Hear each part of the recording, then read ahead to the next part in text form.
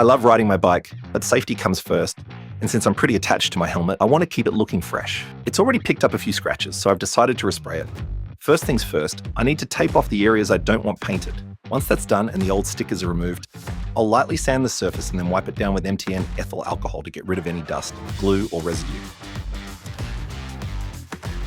And there we go, nice and ready. Always use this product in a well-ventilated area and wear protective gear like gloves, a mask, and safety glasses. Now, let's move on to the 2K epoxy primer. Before getting started, I'll remove the white button from the lid, flip the can upside down, and place the button onto the stem at the bottom of the aerosol. Pressing it firmly on a flat surface, I'll activate the formula. A good 2-minute shake, and the product and catalyst will be perfectly mixed. Before spraying, I'll remove the spray lock, first taking off the nozzle, then gently levering up the safety catch with a screwdriver. This step is key for long-lasting results and solid paint adhesion.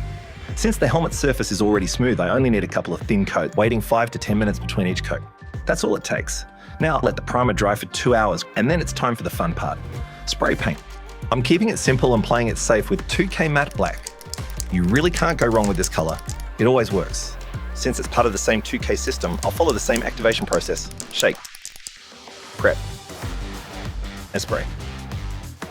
Again, 2 to 3 thin layers will give me the best finish, waiting 5 to 10 minutes between each coat. To make sure I don't miss any spots, I'm spraying in cross layers, rotating the helmet, and keeping the can as straight as possible. And just like that, the base is done. But wait, why not add a few splashes to make this helmet truly one of a kind? I'll use 2K white, pour a bit onto the lid, and flick it onto the back of the helmet for that random, artistic splatter effect. 1, 2, 3. Oh yeah, that looks awesome. Just letting my creativity flow for a more unique and bold look. Way better than just plain black. Now, 30 minutes after the last coat of paint, I'm sealing everything in with 2K Matte Clear Coat.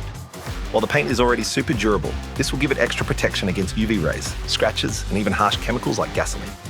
3 thin layers, waiting 5 to 10 minutes between coats, and that's it. The helmet will be touch dry in 2 hours and fully cured in 24 hours. Can't wait to hit the road with this fresh new look.